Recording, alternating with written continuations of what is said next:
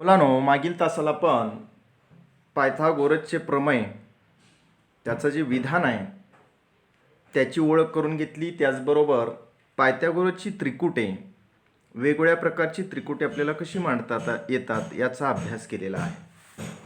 आज आता आपण पुढे जाऊया. इयत्ता 9वीमध्येच अभ्यासलेला एक गुणधर्म उजळणी रूपात या ठिकाणी घेऊया. याच्यावर आधारित छोटी छोटी उदाहरणं आपल्याला सोडवायची असतात. त्रिकोणामध्ये कोणांची मापे 30°, 60°, 90° असतील तर अशा प्रकारचा काटकोन त्रिकोण वैशिष्ट्यपूर्ण स्वरूपाचा गुणधर्म दर्शवतो. तोच गुणधर्म असा आहे. कोणांची मापे 30°, 60°, 90° असणाऱ्या त्रिकोणाचा गुणधर्म काय सांगतो तो गुणधर्म? त्रिकोणात कोणांची मापे, बघा इयत्ता 9वीमध्ये तुम्ही अभ्यासलेला आहे. कोणांची मापे काटकोन त्रिकोणामध्ये दिलेला त्रिकोण हा काटकोन त्रिकोण पाहिजेच. मात्र जे कोटिकोण आहेत त्या कोटिकोणाची मापे 30° आणि 60° असतील तर त्या त्रिकोणामध्ये गुणधर्म दर्शवला जातो. बाजूंची मापं जी आहेत त्यांच्यामध्ये विशिष्ट अशा स्वरूपाचा गुणधर्म आहे. तुम्हाला आठवतोय का? बघा, या प्रमेयाला आपण 30, 60, 90 त्रिकोणाचे प्रमेय असं 9वीमध्ये म्हणलेलं होतं. 30° कोणासमोरील बाजू कर्णाच्या निमपट असते. आता या आकृतीमध्ये 30° पिवळ्या रंगाने दर्शवलेला जो कोण आहे, 30° कोणासमोरील बाजू MN जी आहे ती कर्णाच्या निम्मे असते. कर्ण LN, MN हा कर्णाच्या निमपट असतो. विधान कसं आहे? 30° त्रिकोणात कोणांची मापे 30°, 60° आणि 90° असतील तर 30° कोणासमोरील बाजू कर्णाच्या निमपट असते.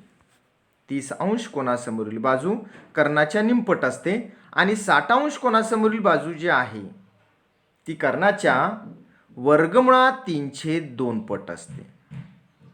बघा, विधान पुन्हा कळतंय का?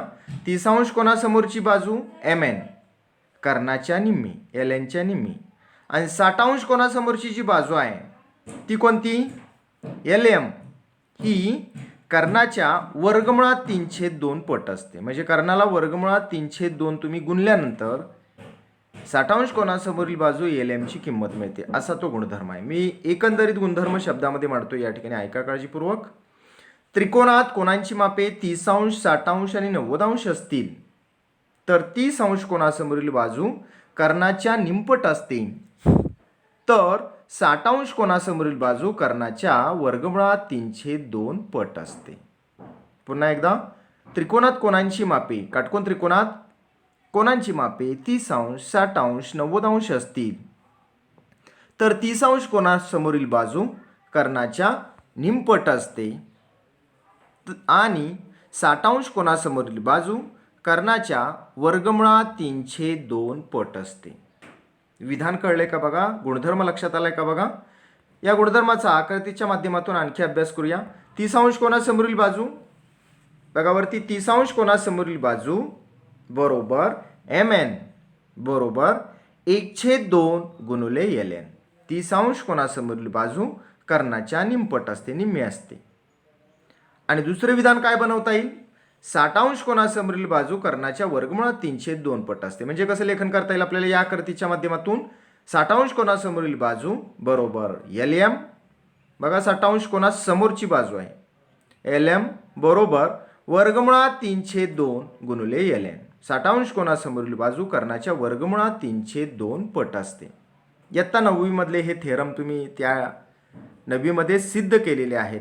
आज या पायथागोरस प्रमेयाच्या संबंधानं जर बाजूंमधला संबंध पायथागोरस थेरम आपल्याला देतो तर याही प्रमेयाच्या माध्यमातून बाजूंमधील संबंध दिला जातो. म्हणून हा छोटासा गट या ठिकाणी आलेला आहे.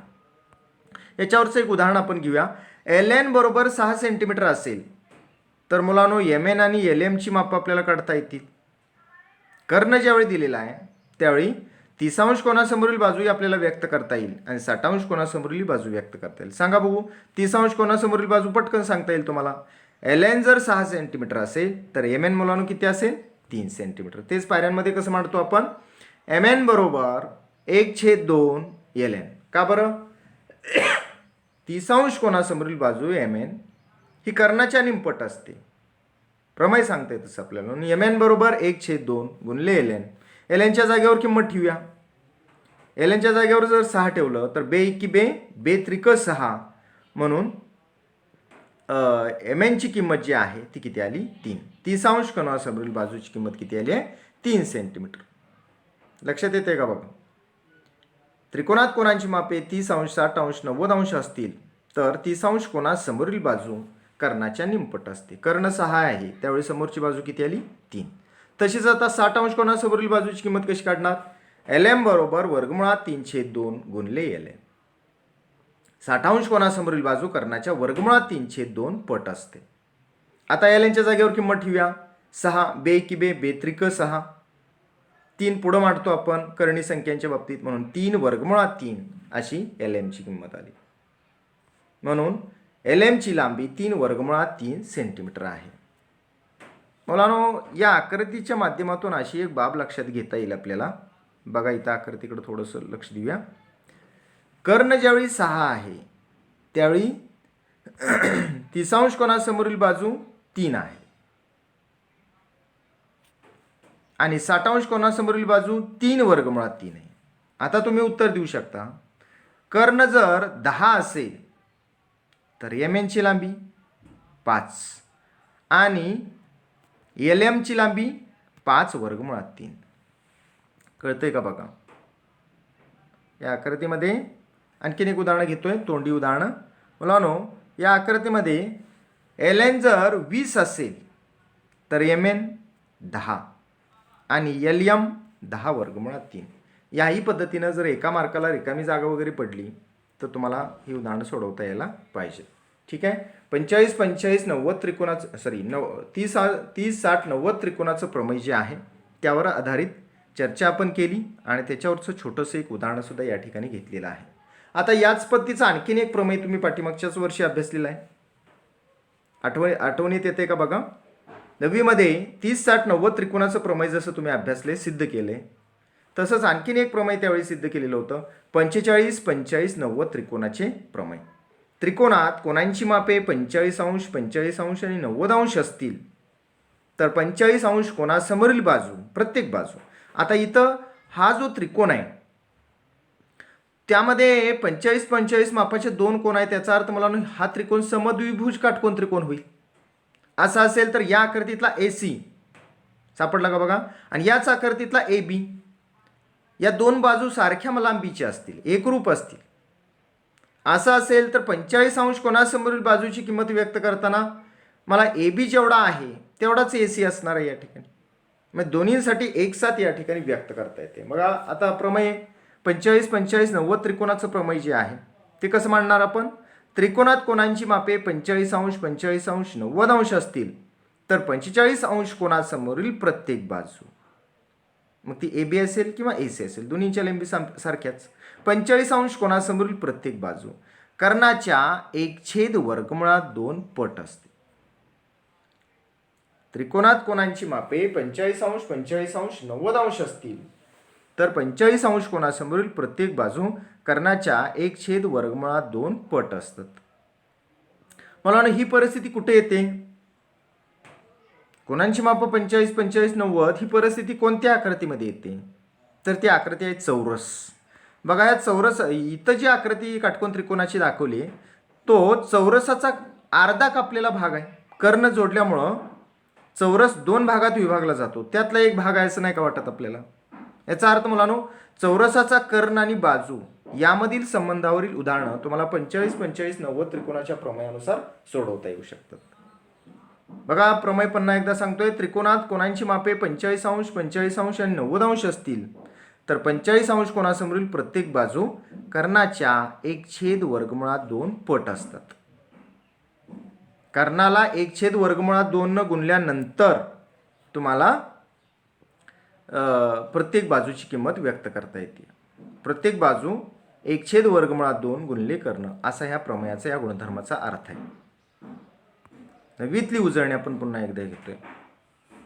आता 1/2 पटच का तर तिथं आपल्याला ट्रिग्नॉमेट्री जी आहे इयत्ता 9वीमध्ये तुम्ही तक्ता केलेला होता बघा. कोणांची मापं त्रिकोणमितीय गुणोत्तराच्या बाबतीत कोणांची मापं कशी असावीत, त्यावेळी बाजूंच्या किमती कशा असावीत, ही संकल्पना याच्याशी निगडीत आहे. आणि म्हणून प्रमेय ज्या पद्धतीनं आपल्याकडे वर्णन केलेलं असते ते सिद्ध होऊन आपल्यापर्यंत आलेलं असतं. 45, 45, 90 अंश अशी मापं असतील तर 45 अंश कोनासमोरील प्रत्येक बाजू कर्णाच्या 1/2 पट असतात. हाच गुणधर्म आपल्याला शब्दामध्ये या पद्धतीनं वरती मांडलाय बघा.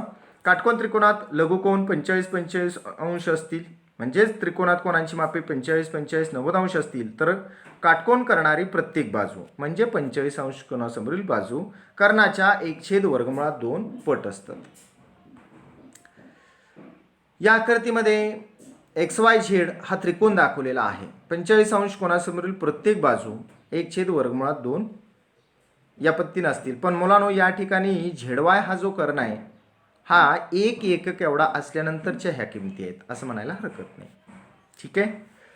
XY बरोबर 1/2 ZY बरोबर आहे. XY कुठली बाजू झाली? 45 अंश कोनासमोरील बाजू. मग एखादा विद्यार्थी मला सर ZX सुद्धा किंवा XZ सुद्धा 45 अंश कोनासमोरील बाजू आहे, म्हणून XZ सुद्धा 1/2 ZYच होईल. उदाहरण घेऊया एक. ZY 3/2 असेल. ZY कर्ण जर 3/2 सेंटीमीटर असेल तर XY व XZच्या किमती काढूया. तुम्हाला कर्णाची किंमत दिल्यानंतर 45, 45, 90 त्रिकोणामध्ये कर्णाची किंमत जर अशी दिली 3/2 तर 45 अंश कोनासमोरील बाजूच्या किमती काय असतील आपल्याला मांडता येईल.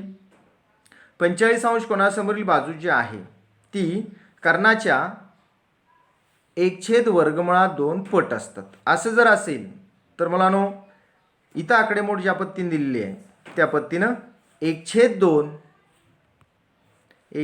जो आहे 1/2 हा कर्णाला गुणला जाईल. कर्ण किती आहे?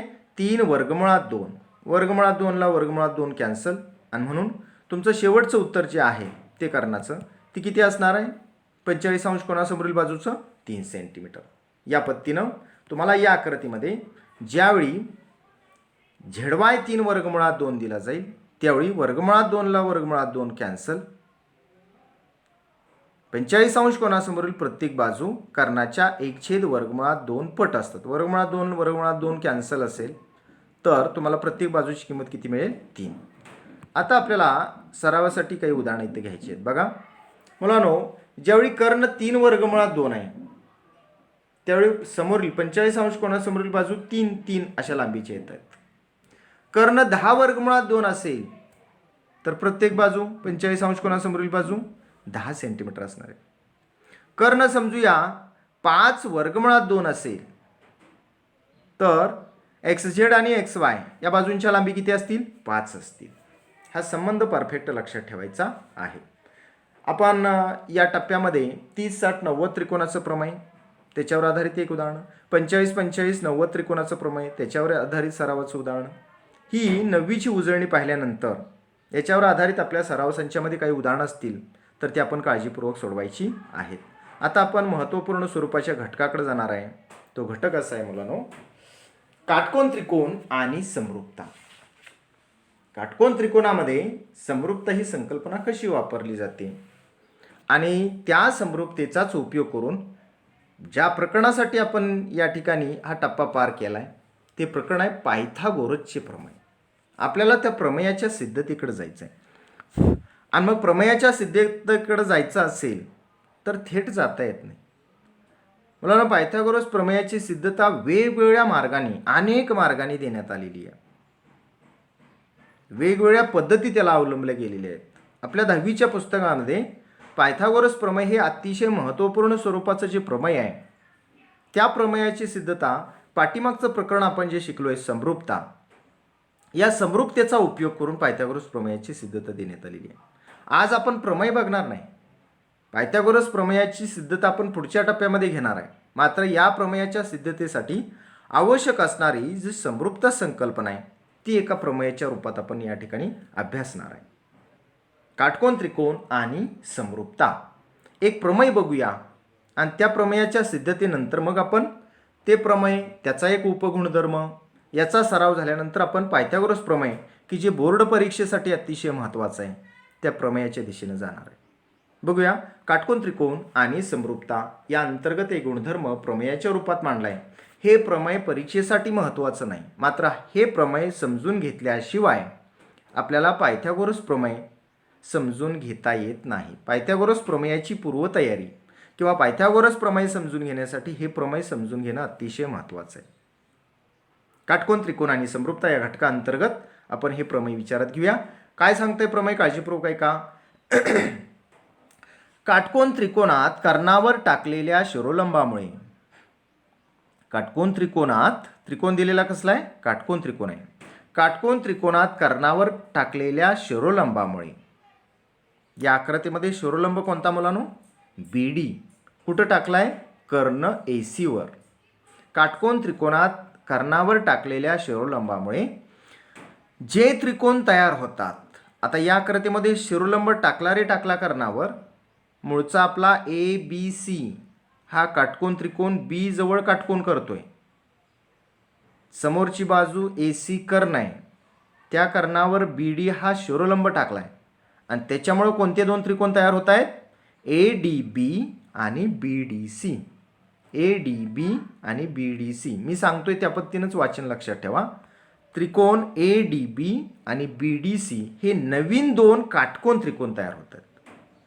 मग विधान आपल्याला काय सांगते, काटकोन त्रिकोणात कर्णावर टाकलेल्या शिरोलंबामुळे जे त्रिकोण तयार होतात ते मूळ काटकोन त्रिकोणाशी समरूप असतात व परस्परांशी सुद्धा समरूप असतात. बघा या लेखनामध्ये एक शब्द चुकीचा आला आहे. तो शब्द कोणता आहे, इथं एकरूप शब्द असता कामा नये, तिथं समरूपच शब्द पाहिजे. आपण समरूपता वापरतोय. वाक्य बघा, काटकोन त्रिकोणात कर्णावर टाकलेल्या शिरोलंबामुळे जे त्रिकोण तयार होतात ते मूळ काटकोन त्रिकोणाशी समरूप असतात व परस्परांशीही समरूप असतात. नॉनस्टॉप वाक्य सांगतो ते काळजीपूर्वक लक्षात ठेवा. काटकोन त्रिकोणात कर्णावर टाकलेल्या शिरोलंबामुळे जे त्रिकोण तयार होतात ते परस्परांशी आणि मूळ काटकोन त्रिकोणाशी समरूप असतात. विधान तरी कळलं का बघा. काटकोन त्रिकोणात कर्णावर टाकलेल्या शिरोलंबामुळे जे दोन त्रिकोण तयार होतात ते परस्परांशी एकमेकांशी समरूप असतातच, याशिवाय मूळच्या त्रिकोणाशी सुद्धा, मूळचा जो काटकोन त्रिकोण आहे तुमचा त्याच्याशी सुद्धा समरूप असतात. म्हणजे या आकृतीमध्ये शिरोलंब हा इतका वैशिष्ट्यपूर्ण स्वरूपाचा आहे की ज्याच्यामुळं इथं तीन त्रिकोण परस्परांशी दिसायला हुबेहूब सारखे आहेत, समरूप आहेत. सिमिलॅरिटी हा गुणधर्म ते दर्शवत आहेत. असा तो वैशिष्ट्यपूर्ण स्वरूपाचा शिरोलंब. इथं शिरोलंबाला महत्त्व आहे मुलांनो. प्रमेय लक्षात आले का बघा. काटकोन त्रिकोणात कर्णावर टाकलेल्या शिरोलंबामुळे जे दोन त्रिकोण तयार होतात ते परस्परांशी आणि मूळ काटकोन त्रिकोणाशी समरूप असतात. ओके, आपण आता या प्रमेयाची सिद्धता लिहूया. सिद्धता लिहायचं म्हणलं की पक्ष आला. सांगा बघू, पक्षामध्ये महत्त्वपूर्ण स्वरूपाची माहिती कोणती आहे. काय असल्यामुळे ही परिस्थिती निर्माण झाली आहे, काय असल्यामुळे तीन त्रिकोण तयार झालेले नवीन दोन परस्परांशी तर आहेतच, याशिवाय मूळच्या काटकोन त्रिकोणाशी सुद्धा समरूप आहेत. कोण कारणीभूत आहे त्याला, कोणती बाब महत्त्वाची आहे इथं, तर महत्त्वाची जी बाब आहे, माहिती आपल्या हातातली आहे ती आपण पक्षात लिहितो. कोणती बाब महत्त्वाची आहे, या ठिकाणी दिलेला त्रिकोण मूळचा जो आहे तो काटकोन त्रिकोण असणं ही अतिशय महत्त्वाची बाब आहे की जी पक्षामध्ये वर्णन केली गेली पाहिजे. पक्ष म्हणजे पूर्वार्ध झाला, दिलेली माहिती झाली. आणि दुसरी कोणती महत्त्वाची बाब आहे की ज्याच्यामुळं तीन त्रिकोण या ठिकाणी तयार झालेले आहेत की जे परस्परांशी समरूप आहेत, ती बाब म्हणजे BD हा शिरोलंब आहे, लंब आहे कर्णावरचा. ही बाब अतिशय महत्त्वाची की जी पक्षामध्ये वर्णन केली गेली पाहिजे. आपण लिहूया आता याचा पक्ष. त्रिकोण ABC मध्ये कोण ABC हा 90 अंशाचा कोण आहे. म्हणजे मूळचा काटकोन त्रिकोण आहे, हा काटकोन त्रिकोण आहे. मूळचा जो त्रिकोण दिलेला आहे तो काटकोन त्रिकोण आहे, हे वर्णन पक्षामध्ये. याशिवाय दुसरी बाब वर्णन कोणती केली जाईल, BD लंब AC. BD हा शिरोलंब आहे आणि तो कर्णावर कसा आहे, लंब आहे. A', D', C, ADC हे एकरेषीय आहेत. ठीक आहे, पक्षामधली माहिती या ठिकाणी पुरेशी आहे. आता आपण साध्याकडे जाऊया. साध्यामध्ये मुलांनो पहिलं साध्य काय असेल, काटकोन त्रिकोणात कर्णावर काढलेल्या शिरोलंबामुळे जे दोन त्रिकोण तयार होतात ते परस्परांशी आणि मूळ काटकोन त्रिकोणाशी समरूप असतात. साध्यामध्ये मग या ठिकाणी तीन प्रकारे साध्य, तीन व्हरायटीचं साध्य या ठिकाणी. पहिलं साध्य कोणतं, त्रिकोण ADB समरूप त्रिकोण ABC. ADB हा जो त्रिकोण आहे तो मूळ काटकोन त्रिकोण ABC बरोबर समरूप आहे. मग मुलांनो BDCचं काय, तर BDCसाठी सुद्धा स्वतंत्र साध्य लिहूया. त्रिकोण BDC समरूप त्रिकोण ABC. आणि आता राहिलं मग काय, तिसरं ADB आणि BDC हे दोन्ही त्रिकोण परस्परांशी सुद्धा कसे आहेत, समरूप आहेत. मुलांनो हे जे साध्य आहे ते एका ओळीत लिहिता येईल का आपल्याला, लिहिता येईल. कसं, त्रिकोण ADB समरूप त्रिकोण BDC समरूप त्रिकोण ABC. काटकोन त्रिकोणात कर्णावर काढलेल्या शिरोलंबामुळे जे दोन त्रिकोण तयार होतात ते परस्परांशी आणि मूळ काटकोन त्रिकोणाशी समरूप असतात. साध्य लक्षात आले का बघा. हे लेखन आपल्याला करता यायला पाहिजे. पुढचं जे प्रमेय आहे ते परीक्षेसाठी, बोर्ड परीक्षेसाठी विचारलं जाणारं स्टारमार्कड 8 प्रमेयापैकी महत्त्वाचं प्रमेय पायथागोरसचे प्रमेय, याचा अभ्यास करण्यासाठीचं हे पूर्वतयारीचं प्रमेय आहे. हे परीक्षेला विचारलं जाणार नाही, पण प्रमेय मात्र निश्चितपणे समजून घ्यावं. लक्षात येते. ह्याच्यावरची छोटी छोटी उदाहरणं सुद्धा परीक्षेला मात्र विचारली जाऊ शकतात. प्रमेयाला या महत्त्व आहे. हा थेरम समजून घ्या. ADB BDC आणि ABC परस्परांना समरूप ही बाब साध्यामध्ये आपण वर्णन केली आहे. फक्त 3 पायऱ्यांच्या रूपात आपण साध्य मुद्दाम लिहिलेला आहे. चला तर सिद्धता देऊया याची. मग सिद्धतेमध्ये मुलांनो आपल्याला विचार करावा लागेल. पहिली जी जोडी आहे ADB आणि ABC हे साध्य मिळवण्यासाठी 2 त्रिकोण निवडूया. कोणते 2 त्रिकोण निवडणार, ADB आकृतीमध्ये ADB वरच्या बाजूचा तयार झालेला नवीन काटकोन त्रिकोण दिसतोय का बघा. ADB आणि दुसरा त्रिकोण विचारात कोणता घ्यावा लागेल, ABC. ADB हा काटकोन त्रिकोणच आहे. ABC आपला मूळचा तर काटकोन त्रिकोणच आहे. या 2 काटकोन त्रिकोणांना आपल्याला समरूप दाखवायचं आहे. मग समरूप दाखवायचं आहे म्हटल्यानंतर आठवण कोणाची झाली पाहिजे, समरूपतेच्या कसोट्यांची. मुलांनो ADB हा काटकोन त्रिकोण आहे आणि ABC हा काटकोन त्रिकोणच आहे. या 2 त्रिकोणांना समरूप दाखवण्यासाठी कोको कसोटी आपल्याला वापरता येईल. मग आता कोकोमधला एक को तर तयारच आहे. कोणता, ADB आणि ABC हे 2 त्रिकोण काटकोन त्रिकोण आहेत. याचा अर्थ प्रत्येकामध्ये एक एक 90 अंशाचा कोन असणार आहे. एक सोपा को आपल्याला सापडला. आता दुसरा को कोणता आहे की जो महत्त्वाचा आहे बघा. ADB या त्रिकोणातला A हा कोन काही विशिष्ट मापाचा आहे. त्याचवेळी ABC त्रिकोणाचा विचार जर केला तर त्यामध्ये सुद्धा A हाच कोन आहे. याचा अर्थ वरच्या बाजूला दाखवलेला A हा जो कोन आहे तो दोन्ही त्रिकोणांचा आहे. या ADB त्रिकोणाचा आहेच, याशिवाय ABC ह्या याही त्रिकोणाचा तो कोन आहे. याचा अर्थ तो कोन कसा आहे, सामायिक आहे. बघा दुसरा पण को सापडला का. ADB त्रिकोण ADB आणि त्रिकोण ABC मध्ये कोन DAB एकरूप कोन BAC. पहिल्या कोणांची जोडी दोन्ही त्रिकोणातली सापडली. कोणाला कोन झाला. आता दुसरी कोणांची जोडी मुलांनो, दुसरी कोणांची जोडी प्रत्येकी 90 अंशाची. कोन ADB एकरूप कोन ABC. कोन ADB D जवळचा कोन 90 अंशाचा, ABC B जवळचा कोन 90 अंशाचा. याचा अर्थ ADB वरचा काटकोन त्रिकोण आणि मूळचा काटकोन त्रिकोण याच्यामध्ये कोणांच्या 2 जोड्या आपल्याला सापडलेल्या आहेत. पायऱ्या काळजीपूर्वक बघा. आम्ही शिकवत असताना आम्हाला व्हिडिओवरती मर्यादा पडतात मुलांना, आपल्याला मर्यादा नाही. व्हिडिओ थांबवून पायऱ्यांचं अवलोकन करून मग आपण या पद्धतीच्या पायऱ्या समजून घेऊ शकता. व्हिडिओ खूप मोठा होता कामा नाही. याच्यासाठी आम्हाला शॉर्टमध्ये जास्तीत जास्त आपल्यापर्यंत त्या घटकाच्या पायऱ्या घटक समजावून सांगता येतो.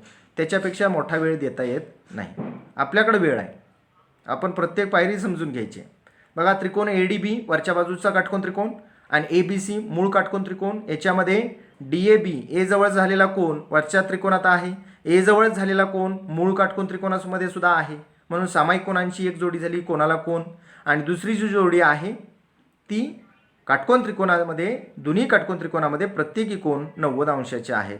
ही दुसरी कोणांची जोडी झाली. म्हणून त्रिकोण ADB समरूप त्रिकोण ABC. कोको कसोटीनुसार आपण पहिलं साध्य मिळवलेलं आहे. आता दुसऱ्या साध्याच्या दिशेने जाऊया. BDC खालच्या बाजूचा त्रिकोण दिसतोय बघा, काटकोन त्रिकोण. खून केलेली नाही काटकोन त्रिकोणाची तिथं, पण वरच्या बाजूचा त्रिकोण जर काटकोन त्रिकोण आहे तर खालच्या बाजूचा त्रिकोण सुद्धा काटकोन त्रिकोण आहे. BDC आणि मूळचा त्रिकोण ABC ही जोडी आपण विचारात घेऊया.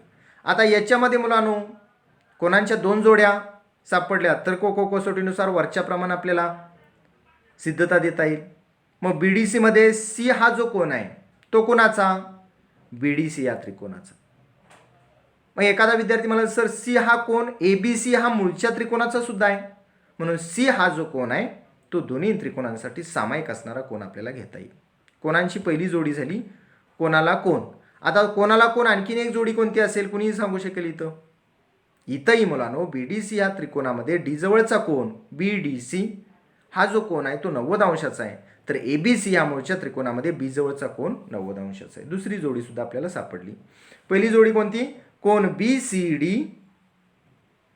एकरूप कोण ACB. कोण तोच आहे पण दोन्ही त्रिकोणांसाठी तो लागू असणारा सामायिक कोण आहे, म्हणून कारण काय लिहिता येईल इथं? कारण C हा सामायिक कोण आहे.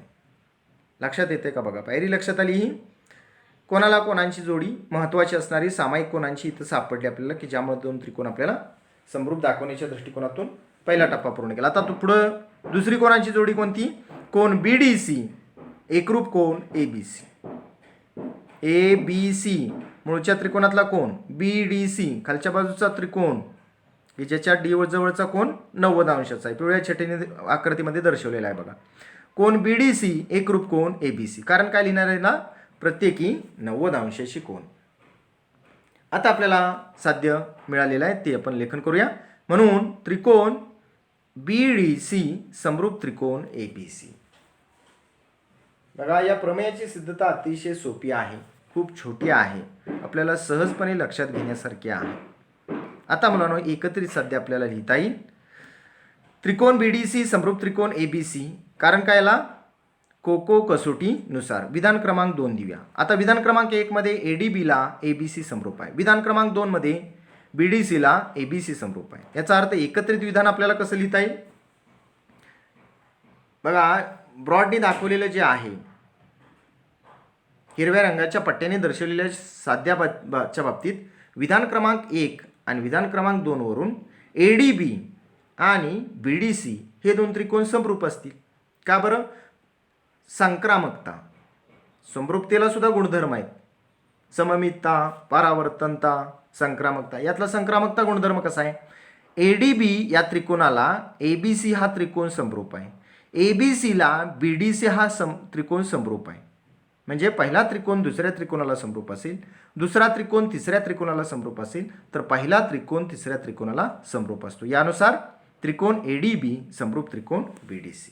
आता एकत्रित साध्य कसं लिहिता येईल आपल्याला? म्हणून त्रिकोण ADB समरूप त्रिकोण BDC समरूप त्रिकोण ABC. हेच विधान, हीच पायरी आपल्याला शब्दात अशी मांडता येईल मुलांनो. काटकोन त्रिकोणात कर्णावर काढलेल्या शिरोलंबामुळे जे दोन त्रिकोण तयार होतात ते परस्परांशी आणि मूळ काटकोन त्रिकोणाशी समरूप असतात. या पद्धतीनं काटकोन त्रिकोण आणि समरूपता या संबंधी असणाऱ्या प्रमेयाची सिद्धता देता येते. ते प्रमेय या ठिकाणी सिद्ध झालेलं आहे. आता काटकोन त्रिकोण आणि समरूपता याच्या अंतर्गतच एक छोटंसं उपप्रमेय येतं की ज्याच्यावरती 2 मार्काचं उदाहरण परीक्षेला असतं. तो गुणधर्म आपण समजून घेऊया. त्या गुणधर्माचं नाव आहे मुलांनो भूमिती मध्याचा गुणधर्म. गुणधर्माचं नाव काय आहे? त्या भूमिती मध्याचा गुणधर्म किंवा त्यालाच आपण भूमिती मध्याचे प्रमेय असं म्हणतो. कुणी सांगू शकेल भूमिती मध्य हा शब्द कुठं आलेला होता? यापूर्वी तुम्ही हा शब्द ऐकलाय का? तर निश्चितपणे इयत्ता 9वी मध्ये गुणोत्तर प्रमाण हे जे प्रकरण आहे त्या प्रकरणामध्ये मध्यम प्रमाणपद त्यालाच दुसरा शब्द आपण वापरलेला होता भूमिती मध्य.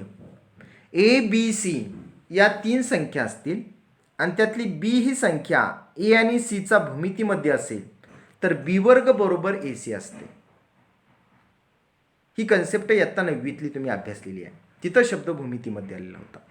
इथंही संकल्पना भूमिती मध्याचीच आहे आणि म्हणून शब्द भूमितीमध्ये आलेला आहे. भूमितीमध्ये या घटकामध्ये तो शब्द आला. काय सांगते बघूया भूमिती मध्याचं प्रमेय. काटकोन त्रिकोणात कर्णावर काढलेला शिरोलंब म्हणजे संकल्पना मागचीच आहे, फक्त भूमितीमध्ये तिथं 3 समरूप त्रिकोण देतोय आपल्याला. विशेष आहे त्या शिरोलंबाचं. हा शिरोलंब आणखीन एक वैशिष्ट्य दाखवतोय की ज्यामुळं आपल्याला हे प्रमेय आपल्या समोर आले. काटकोन त्रिकोणात कर्णावर काढलेला शिरोलंब त्या शिरोलंबामुळे होणाऱ्या कर्णांच्या दोन भागांचा भूमितीमध्ये असतो. कसं सांगते प्रमेय बघा, काळजीपूर्वक ऐका. या आकृतीमध्ये काटकोन त्रिकोणात कर्णावर काढलेल्या शिरोलंबामुळे किंवा काटकोन त्रिकोणात कर्णावर काढलेला शिरोलंब एस क्यू हा कसा आहे, कर्णाचे जे दोन भाग होतात त्यांचा भूमितीमध्ये असतोय. लक्षात येते का बघा. एस क्यू हा भूमितीमध्ये आहे. काटकोन त्रिकोणात कर्णावर काढलेला तो लंब आहे आणि म्हणून त्याला आपण शिरोलंब म्हणतोय. हा शिरोलंब एस क्यू जो आहे त्याची किंमत कशी आहे, कर्णाचे भाग झालेले आहेत या शिरोलंबामुळे. कोणते भाग झालेले आहेत, पी एस आणि एस आर. मग एस क्यूची किंमत जी आहे किंवा एस क्यूच्या वर्गाची किंमत जी आहे ती पी एस आणि एस आर यांच्या गुणाकारा एवढी असणार आहे, असं ती विधान आहे. विधानाचा अर्थ गणिती पायऱ्यात असा मांडता येईल. आणि शब्दात समजून घ्यायचं असेल तर ए बी सी याच्या बाबतीत बी वर्ग बरोबर ए गुणिले सी असते. त्यावेळी बीला ए आणि सीचा भूमितीमध्ये म्हणतात.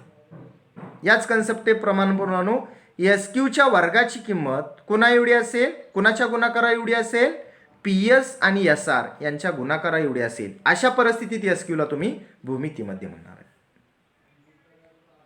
काटकोन त्रिकोणात कर्णावर काढलेला शिरोलंब आकृतीत एस क्यू त्या शिरोलंबामुळे होणाऱ्या कर्णांच्या दोन भागांचा भूमितीमध्ये असतो. कर्णांचे दोन भाग कोणते होत आहेत, पी एस आणि एस आर. एस क्यू भूमितीमध्ये, कर्णाचे भाग पी एस आणि एस आर. कोण कोणाचा भूमितीमध्ये, एस क्यू हा रेषाखंड, एस क्यू हा शिरोलंब, पी एस आणि एस आरचा भूमितीमध्ये. याचा अर्थ गणिती पायरीत मांडायचं म्हटलं तर एस क्यू वर्ग बरोबर पी एस गुणले एस आर असते. लक्षात आलंय का बघा. काटकोन त्रिकोणात कर्णावर काढलेला शिरोलंब हा त्या शिरोलंबामुळे होणाऱ्या कर्णांच्या दोन भागांचा म्हणजे त्या दोन रेषाखंडांचा भूमितीमध्ये असतो. काटकोन त्रिकोणात कर्णावर काढलेला शिरोलंब कसा आहे, त्या शिरोलंबामुळे कर्णाचे जे दोन भाग होतात, कर्णाचे दोन भागात विभाजन होतं, त्या रेषाखंडांचा भूमितीमध्ये असतो. गणिती पायरीच्या रूपात मांडायचा असेल हा गुणधर्म तर कसा, S Q square S Q वर्ग बरोबर पी एस गुणले एस आर. भरतच ते. उदाहरणादाखल पी एस हा 9 असेल, पी एस हा 4 असेल, एस आर हा 9 असेल तर एस क्यू 6 भरणार. एस क्यूचा वर्ग त्या दोन्हीच्या गुणाकारा एवढा आहे. 9 चौक 36, 36चं वर्गमूळ 6. येते का लक्षात बघा. अशा पद्धतीचं वैशिष्ट्यपूर्ण स्वरूपाचा तो शिरोलंब आहे की जो या प्रमेयामध्ये गुणधर्मामध्ये वर्णन केलेलं आहे. काटकोन त्रिकोणात कर्णावर काढलेला शिरोलंब त्या शिरोलंबामुळे होणाऱ्या कर्णांच्या दोन भागांचा भूमितीमध्ये असतो. एस क्यू हा भूमितीमध्ये, पी एस आणि एस आर हे त्याच्याशी कन्सर्न रेषाखंड. एस क्यू वर्ग बरोबर पी एस गुणले एस आर. म्हणून या प्रमेयाची छोटीशी सिद्धता लिहिता येते. ती सिद्धता आपण बघूया. इथं पक्ष साध्य वगैरे लेखन करण्याची आवश्यकता नाही. सिद्धता थेट लिहूया. काटकोन त्रिकोण पी क्यू आरमध्ये कोणती बाब महत्त्वाची आहे, एस क्यू हा शिरोलंब आहे. एस क्यू हा काय आहे, शिरोलंब आहे. तर पी आर हा काय आहे, कर्ण आहे. काटकोन त्रिकोण पी क्यू आरमध्ये एस क्यू हा शिरोलंब आहे तर पी आर हा कर्ण आहे. क्यू एस लंब कर्ण पी आर. असं असल्यामुळं पाठीमागच्या कन्सेप्टचा वापर इथं करता येईल मुलांनो. पाठीमागचं प्रमेय जे आपण अभ्यासलं, काटकोन त्रिकोण आणि समरूपता यांच्या बाबतीतलं प्रमेय जे अभ्यासलेलं त्या प्रमेयाचा इथं वापर करायला काही प्रॉब्लेम नाही. काटकोन त्रिकोणात कर्णावर काढलेल्या शिरोलंबामुळे जे दोन त्रिकोण तयार होतात ते परस्परांशी आणि मूळ काटकोन त्रिकोणाशी कसे असतात, समरूप असतात. आता यातली जोडी कोणती घेतली आहे, 3 त्रिकोण समरूप असतात शिरोलंबामुळे तयार झालेले. त्यातली कोणती जोडी विचारात घेऊया. हे साध्य मिळवण्यासाठी त्या वरच्या प्रमेयाच्या सिद्धतेसाठी कोणती जोडी घेतली आहे, Q S R. Q S R आणि त्रिकोण P S Q. P S Q, P S Q, Q S R कुठली, वरची कोरी रंगहीन असणारी जी वरची रंगहीन असणारा वरचा जो त्रिकोण आहे कोणता, क्यू एस आर. आणि दुसरा त्रिकोण PSQ. म्हणजे परस्परांशी तयार झालेले नवीन त्रिकोण जे आहेत त्या त्रिकोणांची समरूप असणारी जोडी इथं विचारात घेतली आहे. ती समरूप दाखवता येईल आपल्याला. त्रिकोण QSR समरूप त्रिकोण PSQ. का? काटकोन त्रिकोणात कर्णावर काढलेल्या शिरोलंबामुळे जे दोन त्रिकोण तयार होतात ते परस्परांशी आणि मूळ काटकोन त्रिकोणाशी समरूप असतात. असं असल्यामुळं QSR आणि त्रिकोण PSQ हे परस्परांशी कसे आहेत? समरूप आहेत. ती समरूपता या ठिकाणी वापरूया. पाठीमागचाच घटक त्याची एक पायरी आठवते का बघा? पाठीमागच्या घटकाची पायरी इथं तळाला जी पायरी लिहिली आहे की ज्याच्यामध्ये परस्परांशी असणारे दोन त्रिकोण आणि मूळचा त्रिकोण हे असे तीन त्रिकोण परस्परांशी समरूप आहेत हे साध्य आपण मिळवलेलं आहे. ती पायरी या ठिकाणी आपण विचारात घेतली आहे. त्रिकोण QSR समरूप त्रिकोण PSQ मांडू शकतो पायरी आता थेट. त्याची सिद्धता लिहिण्याची गरज नाही. QSR आणि PSQ हे दोन त्रिकोण जर समरूप आहेत तर त्यांच्या प्रमाणात असणाऱ्या संगत बाजू आपण मांडू शकतो. कोणत्या बाजू मांडू शकतो? काटकोन त्रिकोणांनी समरूपता हे कारण इथं लिहिलेलं आहे. कोणत्या बाजू प्रमाणात मांडू शकतो? QS छेद PS. QS छेद PS बरोबर SR छेद SQ. मध्ये जे चिन्ह आहे ते वजाबाकीचं इथं झालेलं आहे ते चुकीचं आहे. बरोबर चिन्ह पाहिजे. QS छेद PS बरोबर SR छेद SQ. आणि तिसरी जोडी बरोबर QR छेद PQ. QR छेद PQ ची आम्हाला गरज नाही. आता मुलांनो ही जी पायरी मांडलेली आहे, कोणतेही दोन त्रिकोण ज्यावेळी समरूप असतात त्यावेळी त्याच्या संगत बाजू प्रमाणात असतात. कोण मात्र एकरूप असतात. प्रमाणात असणाऱ्या ज्या बाजू आहेत त्यातल्या बाजूंच्या दोन जोड्या इथं एकरूप बरोबर सारख्या आहेत असं दाखव. समरूप त्रिकोणांच्या संगत बाजू प्रमाणात असतात. QS छेद PS बरोबर SR छेद SQ. या मांडणीमध्ये SQ ला आपण QS म्हणून लिहू शकतो. SQ म्हणजेच QS आहे. ती पायरी आपण मांडू शकतो. कशी? QS छेद PS बरोबर SR छेद QS. संगत बाजूंच्या दोन जोड्या या पद्धतीने मांडलेल्या आहेत. आता मुलांनो आम्हाला QS ची किंमत व्यक्त करायची असेल तर उजव्या बाजूला असणारा जो QS आहे बरोबर चिन्हाच्या इथं वजाबाकीचं चिन्ह झालंय की जे चुकीचं आहे. मध्ये बरोबर चिन्ह पाहिजे. QS उजव्या बाजूचा जो छेदस्थानचा आहे तो उचलला डाव्या बाजूला टाकला. त्याच वेळेला PS डाव्या बाजूचा जो आहे तो उचलला आणि उजव्या बाजूला टाकला. तर आपल्याला पायरी काय मिळेल? QS वर्ग बरोबर PS गुणिले SR. हेच आपलं त्या प्रमेयाचं साध्य आहे. सिद्धता छोटीशी सिद्धता या ठिकाणी कळली का बघा? काटकोन त्रिकोणात कर्णावर काढलेला शिरोलंब त्या शिरोलंबामुळे होणाऱ्या कर्णांच्या दोन भागांचा भूमितीमध्ये असतो. माझ्या शब्दात मांडायचं म्हटलं तर काटकोन त्रिकोणात कर्णावर काढलेला शिरोलंब हा त्या शिरोलंबामुळे तयार होणाऱ्या कर्णांच्या भागांचा भूमितीमध्ये असतो. कर्णांच्या तयार झालेल्या रेषाखंडांचा भूमितीमध्ये असतो. याही शब्दात ते प्रमेय मांडता येतं. आणि तळात जी पायरी मिळालेली आहे तो भूमितीमध्याचं जे प्रमेय आहे त्याची गणिती पायरी आहे. QS वर्ग बरोबर PS गुणिले SR. QS वर्ग बरोबर PS गुणिले SR. QS हा दोन वेळा आलेला आहे म्हणून स्क्वेअर. दोन वेळा आलेला म्हणजे छेदस्थानचा आपण तिकडे टाकला. QS गुणिले QS, QS चा स्क्वेअर, PS गुणिले SR. या पद्धतीने आपल्याला साध्य मिळालेला आहे.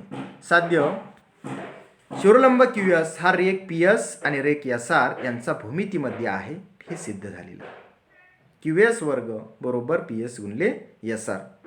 काटकोन त्रिकोणात कर्णावर काढलेला शिरोलंब हा त्या कर्णाच्या भागांचा तयार झालेल्या रेषाखंडांचा भूमितीमध्ये असतो.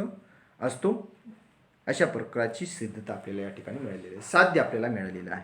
मुलांनो भूमिती मध्यावरचं एक छोटंसं उदाहरण 2 मार्काला हमखासपणे दुसऱ्या प्रश्नामध्ये बोर्डाच्या विचारलं जातं. आपण यावरच्या उदाहरणांचा सराव करू शकता. एक छोटंसं उदाहरण आणखीन या ठिकाणी घेता येईल आपल्याला. बघा मुलांनो या आकृतीमध्ये जर SR 16 असेल, SR किती 16 असेल आणि PS 9 असेल तर SQ ची किंमत किती असेल? SR 16 PS 9. SR 16 PS 9. बघा तळातली पायरी आहे. तर PS 9 ठेवला आणि SR 16 ठेवला तर 16 9 44 144. QS वर्गाची किंमत जर 144 तर QS किती येईल 12. या प्रकारची छोटी छोटी उदाहरणं तुम्हाला भूमितीमध्याच्या गुणधर्मावरची सोडवता येऊ शकतात. मुलांनो, आज गुणधर्म कोणकोणते झाले बघूया आपण. आजच्या या घटकांतर्गत 30, 60, 90 त्रिकोणाचं प्रमेय, 45, 45, 90 त्रिकोणाचं प्रमेय. या प्रमेयाच्या बाबतीत फक्त उजळणी आपण त्या प्रमेयांची, दोन्ही प्रमेयांची आत्ता 9वीत शिकलेलो आहे आपण प्रमेय. 30, 60, 90 आणि 45, 45, 90 त्रिकोणाचं प्रमेय जे आहे ते आत्ता 9वीमध्ये आपण शिकलेलो आहे. आज आपण त्याची फक्त उजळणी आणि छोटी छोटी 2 उदाहरणं घेतली त्या ठिकाणी. त्याचबरोबर काटकोन त्रिकोण आणि समरूपता या अंतर्गत एक छोटंसं प्रमेय. काटकोन त्रिकोणात कर्णावर काढलेल्या शिरोलंबामुळे जे 2 त्रिकोण तयार होतात ते परस्परांशी आणि मूळ काटकोन त्रिकोणाशी समरूप असतात. या प्रमेयाची सिद्धता. याशिवाय भूमितीमध्याचं छोटंसं प्रमेय. काटकोन त्रिकोणात कर्णावर काढलेला शिरोलंब त्या शिरोलंबामुळे होणाऱ्या कर्णाच्या 2 भागांचा भूमितीमध्ये असतो. या प्रमेयाची सिद्धताही आपण पाहिलेली आहे. पुढच्या तासाला स्टार मार्क्ड आणि बोर्ड परीक्षेसाठी अतिशय महत्त्वाचं असणारं जे प्रमेय आहे त्या प्रमेयाची सिद्धता आपण बघणार. त्या दृष्टिकोनातून आपण सर्वांनी तयार राहायचं आहे. सांगितलेला अभ्यास रोजच्या रोज पूर्ण करा. ग्रुपवरती आपल्याला दररोज अभ्यास पडतोय. ग्रुपवरती इतर कोणत्याही कमेंट टाकू नका. तो ग्रुप अभ्यासाचा आहे आपल्या, ही पण काळजी आपण सर्वांनी घ्यायची आहे. ग्रुपवरती केवळ आणि केवळ शैक्षणिक अशा प्रकारच्या माहितीसाठी तो ग्रुप आहे. अभ्यास पूर्ण केलेला आपण वैयक्तिक सेंड करायचं आहे. या दृष्टिकोनातून आपण सर्वांनी काळजी घ्यावी. झालेला इथंपर्यंतचा जो भाग आहे त्याच्या संक्षिप्त स्वरूपात नोट्स आपण लिहायच्या आहेत. नोट्स लिहिताना कोणती काळजी घ्याल तुम्ही? 45, 30, 60, 90 त्रिकोणाचं प्रमेय फक्त लिहा सुवाच्य अक्षरात. आकृतीमध्ये त्याचं गणिती रूप संक्षिप्त रूपात लिहा. त्यानंतर 30, 60, 90 त्रिकोणाचं प्रमेय शब्दात लिहिण्याचा प्रयत्न करा. त्याचं गणिती रूप लिहा. त्याच्यानंतर 45, 45, 90 त्रिकोणाचं प्रमेय शब्दात लिहिण्याचा प्रयत्न करा. ते नोट्समध्ये लिहा व्यवस्थित सुवाच्य अक्षरात. एक छोटीशी आकृती काढून गणिती रूपात पण 45, 45, 90 त्रिकोणाचं प्रमेय लिहा. उदाहरणं लिहित बसण्याची आवश्यकता नाही. त्यानंतर नवीन पेजवरती काटकोन त्रिकोण आणि समरूपता असं घटकाचं नाव टाकून आपण प्रमेय लिहायचं आहे. काटकोन त्रिकोण आणि समरूपता या अंतर्गत असणारं समरूपतेचं प्रमेय लिहायचं आहे. त्याच्या खाली ते प्रमेयाचं लेखन पूर्ण केल्यानंतर भूमितीमध्याचा गुणधर्म शब्दात लिहून त्याची गणिती पायरी फक्त लिहिली तरी काही हरकत नाही. ठीक आहे मुलांनो, इथंपर्यंतचा भाग आजच्या घटकासाठी पुरेसा आहे. आपण इथंपर्यंतच्या घटकांची तयारी करून पायथागोरस प्रमेयासाठी उद्या होणाऱ्या पायथागोरस प्रमेय अतिशय महत्त्वाचं जे प्रमेय आहे त्या प्रमेयासाठी आपण सर्वांनी तयार राहायचं आहे. धन्यवाद.